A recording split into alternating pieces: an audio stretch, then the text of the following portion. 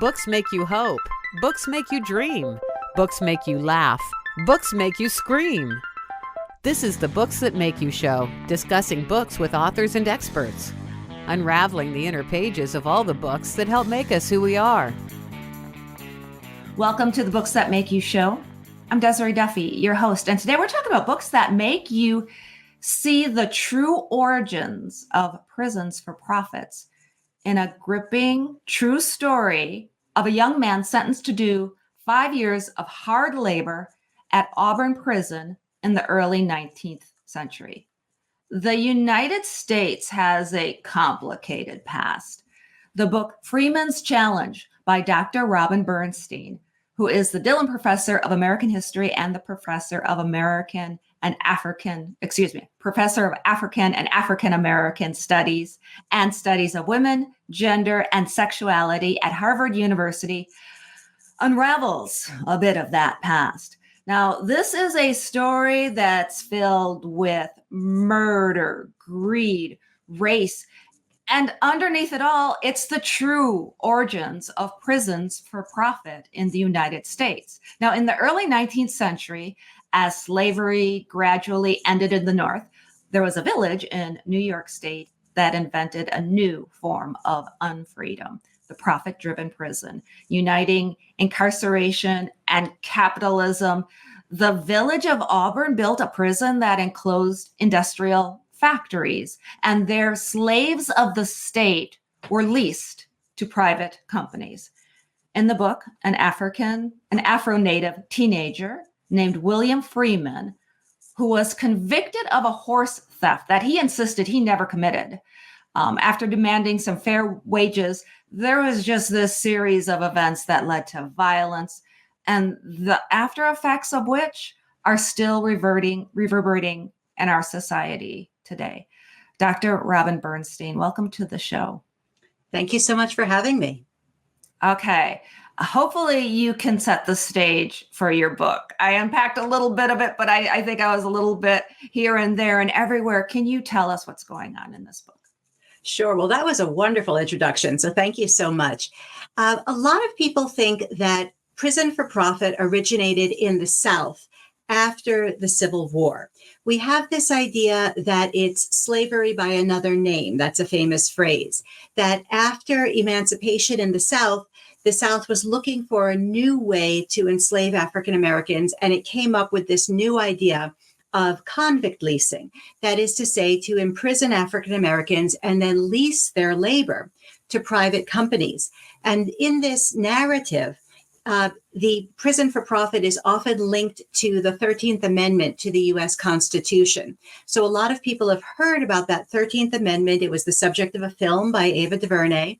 And the 13th Amendment very famously outlaws forced labor, quote, except as a punishment for crime, unquote.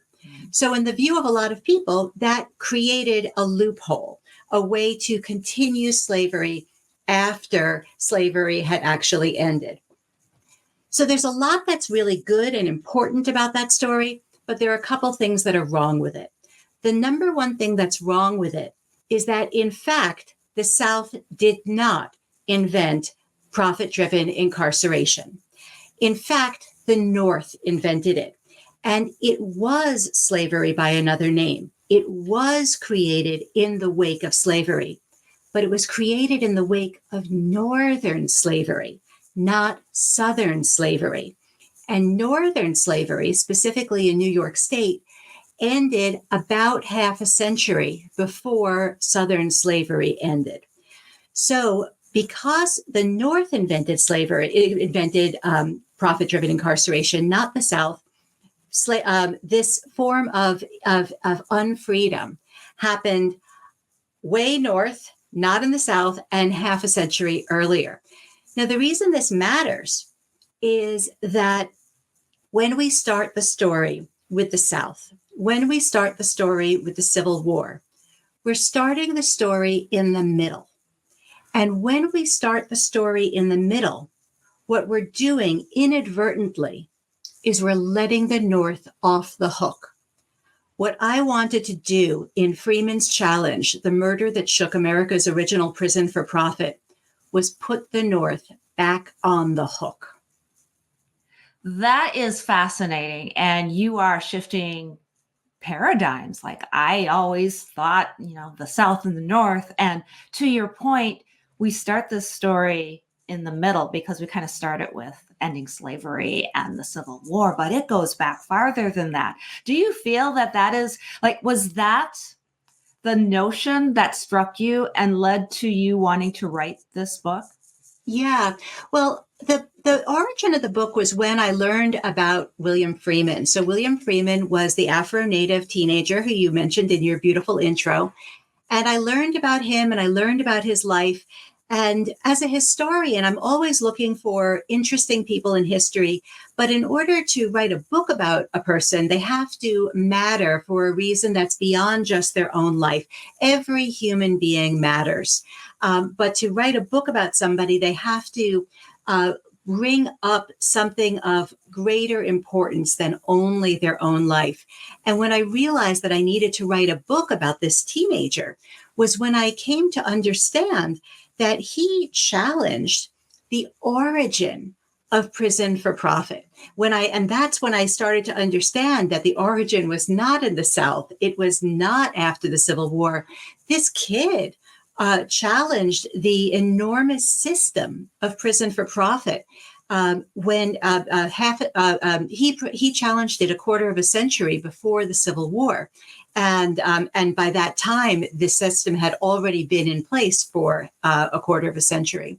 So when I realized that I could tell a very important national story through this heartbreaking story of one teenager's life, that's when I knew I had a book and I knew that this was a story that I had to tell. And he sounds like he had a lot of moxie, it sounds like, to do that as a teenager. He was sentenced for 5 years, which is a very long time. But as a teenager, there was also an end in sight. I have to imagine that a lot of people would just suck it up, buckle down, do it, get past it. But he really stood up for himself. How would you characterize him? Please tell us about what you found out about him and maybe where that independence and that drive for justice came from within him.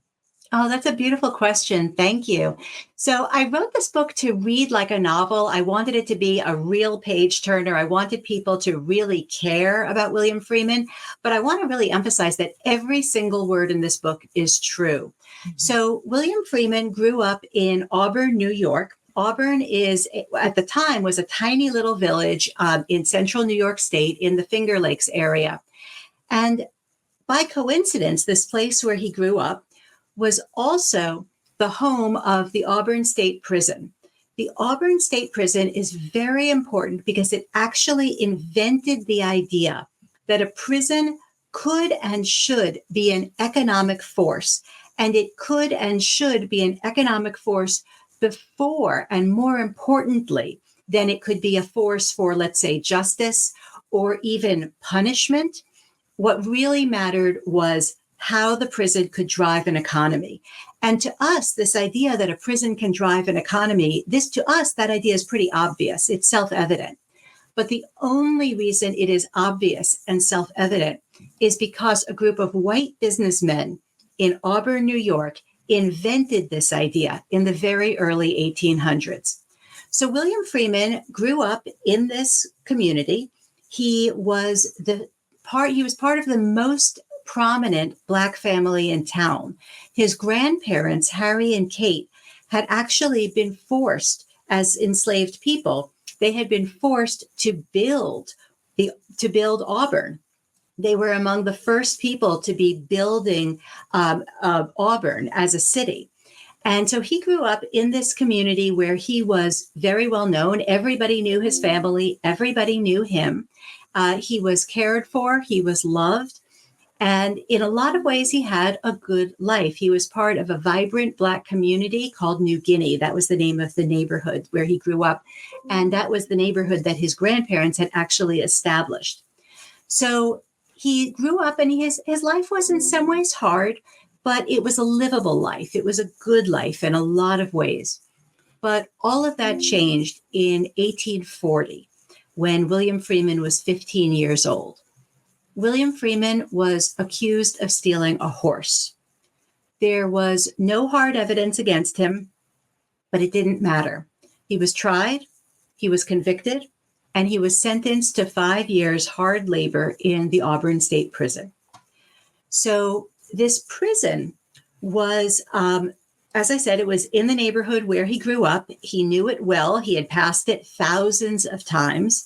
And this prison actually built factories inside the prison. The factories were part of the prison from the very beginning. The prison was actually built on the side of a river for the purpose of harnessing water power to power factories. So inside these factories, inside this prison, prisoners were forced to labor 12 hours a day for no pay at all, nothing, no benefits, no early release, no special privileges. Literally, they got nothing. And they were forced to labor 12 hours a day, and the profits went to private companies. And private companies took what they manufactured and sold it on the open market. So William Freeman, he's 15 years old. He's sentenced to the Auburn State Prison, sentenced to factory work. He is forced to manufacture animal harnesses. He's filing iron 12 hours a day for animal harnesses. And he's furious. And to understand why he was so angry, besides just the fact that anybody would be angry, he is the freeborn son of a father who had been enslaved and had become free. His mother had always been free. His grandparents had been enslaved and become free. His entire family had been on the road to freedom for decades, and it had taken the Freeman family decades to become free, decades to become free from slavery. And they had done it. They had all become free. And I think it's really important, Desiree, to remember that as the members of this family became free, they chose for themselves the name Freeman. And what we have in that name Freeman, we have an autobiography in one word.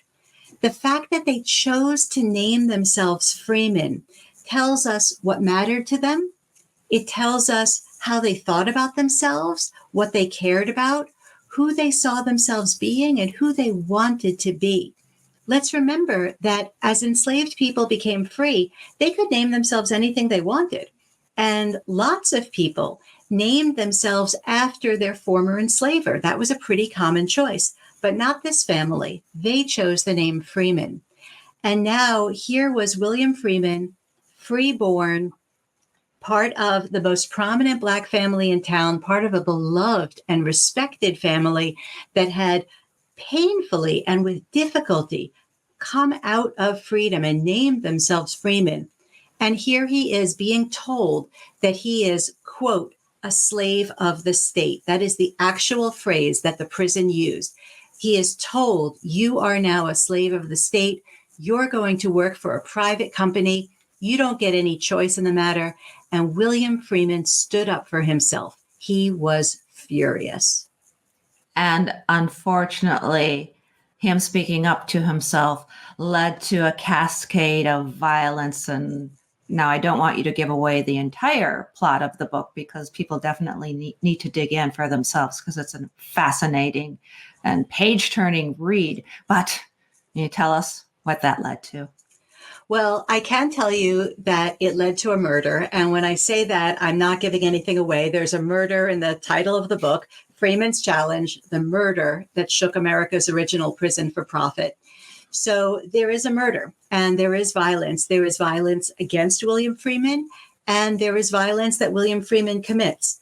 So he was challenging this fundamental idea that a person could be enslaved to the state because they were incarcerated. He was challenging the fundamental idea that a prison can be driven by profit motive, as opposed to being driven by justice.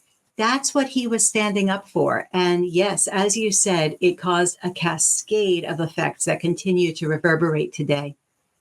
And today, the idea of prisons for profit is not unknown. We have that today. It continues. So is this historically how that happened? Like, as a historian, how do you like place everything on a timeline? Is this ultimately where it all came from?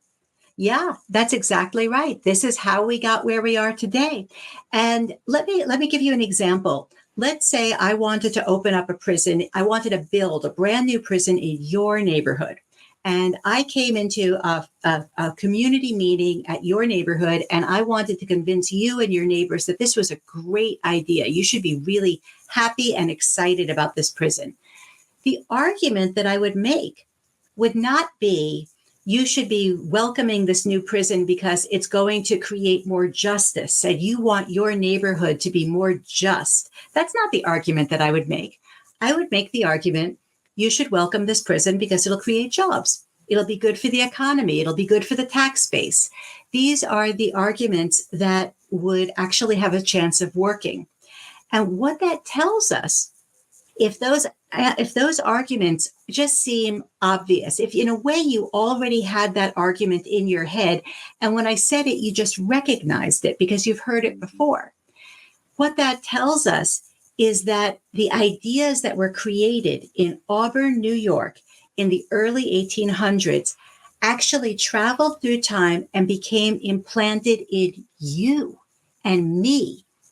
The ideas that this set of white businessmen created, and you will actually meet these white businessmen in my book. They are characters in my book. I know who they are. I can tell you their names. Their ideas actually traveled through time and embedded themselves in you and me and all of us.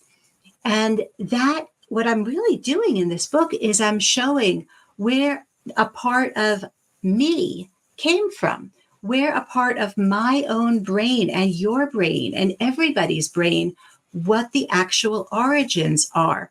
And my hope, of course, is that by showing everybody where this came from and that these ideas, there's nothing natural about these ideas. There's nothing inevitable or permanent about these ideas.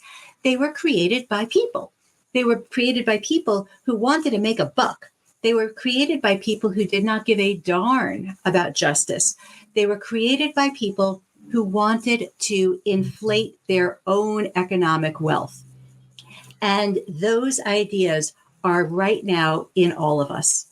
Yeah, you nailed it. And Dr. Bernstein, I just have to take that just a couple of steps further, because if you did come to my community and you said that, you're right, that's what would go through my head. But also what would go through at least my head is there's lots of folks who are actual free people who want jobs, and they're worried about somebody else taking their jobs. Mm-hmm. So in a lot of ways, we are creating a type of corporate welfare system for these companies to get this slave labor under the guise of, look, we're keeping everybody safe by keeping criminals off the streets, when really the ulterior motive is actually making products that are cheaper so they can line their own pockets.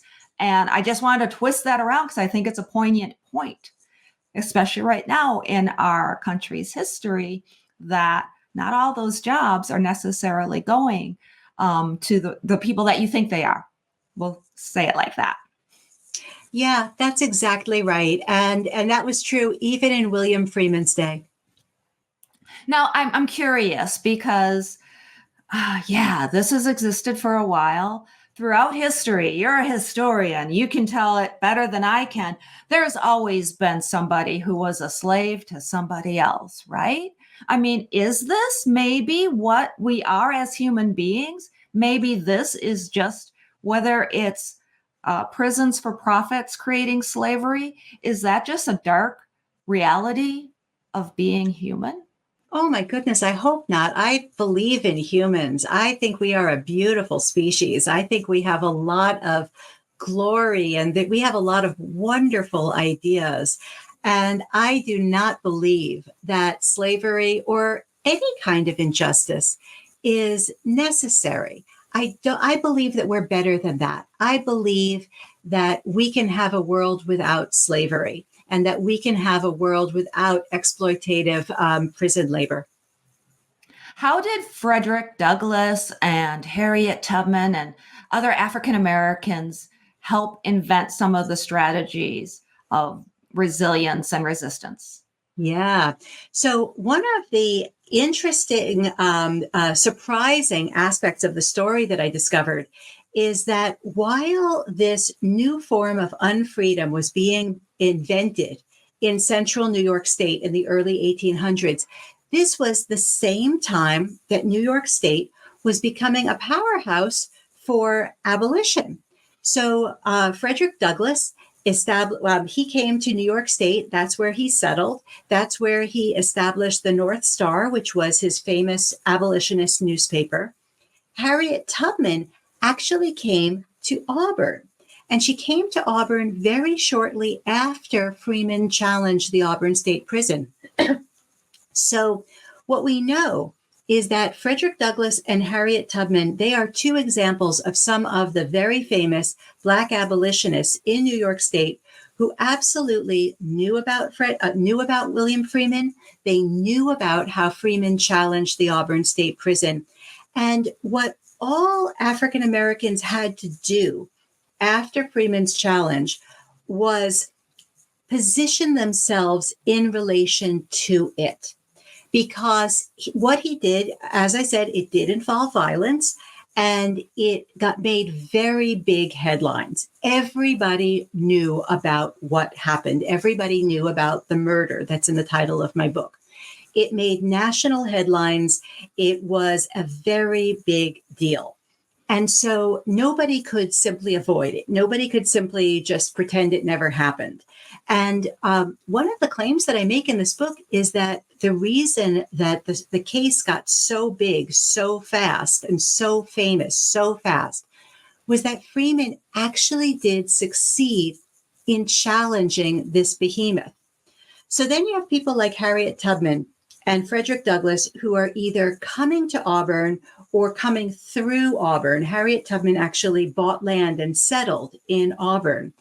And they have to find a way to put themselves in relation to Freeman one way or another. And what I see happening is that while a lot of people were telling some pretty vicious stories about Freeman, what people like Harriet Tubman and Frederick Douglass did was, instead of just negating the stories, instead of either defending Freeman or jumping on the bandwagon to condemn him, instead of doing either of those things, what they did was tell their own stories. And Auburn, New York became a center for Black abolitionists telling their own stories. Frederick Douglass wrote many autobiographies, but one of his autobiographies, My Bondage and My Freedom, was originally published in Auburn. Harriet Tubman she dictated her autobiography, and that was published in Auburn. Auburn became a center for Black abolitionist lectures. So this became a really important site in which Black abolitionists started telling their own stories of freedom and unfreedom. And that's one of the effects of Freeman's challenge. Can you talk about the myth of inherent Black criminality? Yeah. So this is one of the most vicious forms of racism that is alive and well in the United States today, I'm very sorry to say. And one of the many surprises that I discovered as I was writing this book was that myth has an important origin in Freeman's challenge. So this idea, this libel, this racist idea that there is somehow some sort of magical, biological connection between Black people and brown people and criminality, this racist idea. Most people think that it originated at the end of the 19th century, basically after the Civil War and after Reconstruction. But what I discovered is that actually that ideology formed in part through the response to Freeman's challenge. Freeman was put on trial, and the trial got very big, very fast. It made national headlines. It was really important. And one of the stories that I tell in the book is how both the prosecution and the defense, believe it or not, both invented these relatively new stories about this myth of Black criminality. And when both the prosecution and the defense were doing this, it wasn't the very first time that this idea was articulated, but it was one of the first times. It was, at the time, this was a relatively new idea that was not deeply embedded in U.S. culture the way it is now. They were making a relatively novel argument that was racist. And because the trial was so big and so nationally publicized, these horrible, libelous, racist ideas got national attention. And so I'm really making the case that in William Freeman's challenge, we can actually see some of the origins of some of the most vicious racist libels that are alive and well today. It's amazing how that pulls all the way through. Dr. Bernstein, while writing this book and researching it, as an author, a historian, as a human being, what did you learn about yourself while you were writing it, while you were going through the whole process? Was there anything you're like, oh, I just learned something about me? Yeah, that's a wonderful question. Well, one thing that I learned about myself was how wrong I was about how many things, about a lot of things. I learned that I was wrong about a lot of things. So one thing that I was wrong about, I had assumed, like a whole lot of other people, that prison for profit originated in the South after the Civil War. And I was surprised to find out that's just not true. So I was wrong about that. And I think, let's see, some other things that I learned about myself. I was surprised to learn how old some of the ideas that we have embedded in our heads are. And, and I fully include myself in that statement. So I think it's very common to have a sense that prisons are necessary, they're inevitable, they are perhaps a necessary evil. And what I learned in writing this book is that people in Auburn, New York, believe that too. And they believe that their prison was necessary and inevitable. They believed that even before the thing was built. It wasn't true then, and it's not true now. These beliefs are created by people who have a vested interest in them. In the case of Auburn, it was people who were making money, who told the people of Auburn that this was necessary and inevitable, that the prison could never come down. And by the way, the prison never did come down. The Auburn prison still exists. It is now called the Auburn Correctional Facility.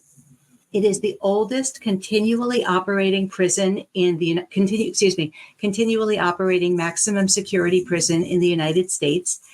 And it is still, to this day, a center of manufacturing. It still, to this day, has factories built into it. And I could talk more about that. So what I learned about myself was that some of the ideas that I thought I had because they were true, in fact, they were implanted in me over 100 years before I was born. Yeah. And might I add that this is something that we have in the United States, but there's other countries that handle their incarceration in a totally different way. They focus more on being able to rehabilitate people rather than punish. And I think that boils down to just something that is ingrained in us. It's been beat into us. We must punish them. We must put them away to keep everybody else safe. When maybe, just maybe, if we focus a little bit on helping people, even helping those that might have committed heinous crimes, helping them learn, even if they're going to spend the rest of their life in prison, are we really that mean and awful and cruel? as Yeah. a society. Yeah, I think people are good. I really do. I think we have enormous capacity for good. And I think we can do so much better than we have done because we have that capacity. Exactly. What do you think? One last question before we wrap up. What do you think William would say if he were able to read the book you wrote about him? Ah, what an interesting question. Well, I hope he would say I got it right. I hope he would say that I did justice to him. Um, I can actually, in a way, I can answer your question with facts.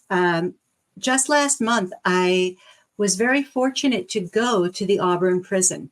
The Auburn prison today works with Cornell University. Cornell University has a really wonderful program called the Cornell Prison Education Program. And through Cornell, Auburn prisoners can earn an associate's degree, an Ivy League associate's degree. It's a wonderful thing. So I was incredibly fortunate to be able to go into the prison last month and meet with current students in this Cornell program. And I was also very fortunate because my press, the University of Chicago Press, very generously donated 70 copies of the book, 70 copies of Freeman's Challenge to the Cornell prisoners who are currently, the Cornell students who are currently imprisoned. And so the books arrived about 3 days before I got there. They had been distributed to the students. Some of them had already read every single word in it. And I met with about 40 of them. And what several of them said was, Freeman's story is my story. Wow. And that moved me so much. They said that they saw themselves in William Freeman and that they saw themselves in who he was as a person, but also in his experience, because he had been working factories in the Auburn prison. They were working factories in the Auburn prison. And they told me that I had reflected their experience. And I was very grateful to them for saying that. But I was also very glad that I got it right. So I hope that if William Freeman had been able to read Freeman's Challenge, I hope he would feel seen. I hope he would feel heard. And I hope he would feel like I did him justice. I believe that you did, Dr. Bernstein. Thank you for being with us on the show. Can you let folks know where they can go to find out more about you, maybe follow you on social media, and of course, find the book? Sure. Thank you. So I have a website. It is robinbernsteinphd.com. So ROBINBERNSTEINPHD.com. You can get Freeman's Challenge, The Murder That Shook America's Original Prison for Profit, at any online bookstore. You can also get it from your local bookstore. If they don't have it in stock, they can order it for you. You can also get it from your local library. And if they don't have it in the collection, they can order it for you. So I hope people will reach out to me. I hope people will check out this book. And I hope that we can all remember William Freeman and this brave teenager who challenged America's original prison for profit. Indeed. And he is still making an impact on the world today, in part thanks to you. And thank you for being on the show with us today as well, Dr. Bernstein. Appreciate you. Thank you so much for having me. And thank you, everybody, for joining us as well. You can find out more about us on our website. That is booksthatmakeyou.com. We are on Facebook and Instagram and YouTube. I am on X as well. So you can find us and follow us. Make sure you subscribe to our Webby Award-winning Books That Make You newsletter, where you can find out more about the shows that we do with wonderful guests like Dr. Bernstein. You can sign up to win free books and so much more. Until next time, all of my bookish buddies, please enjoy all of the books that make you exactly who you are. The host and executive producer of the Books That Make You show is Desiree Duffy. Sound mastering and engineering by Dave Napox. Social media and content promotion by Siddhi Jahagirdar. Copywriting and editing by Mike Robinson. The Books That Make You Show is an award-winning podcast produced by Black Chateau Enterprises.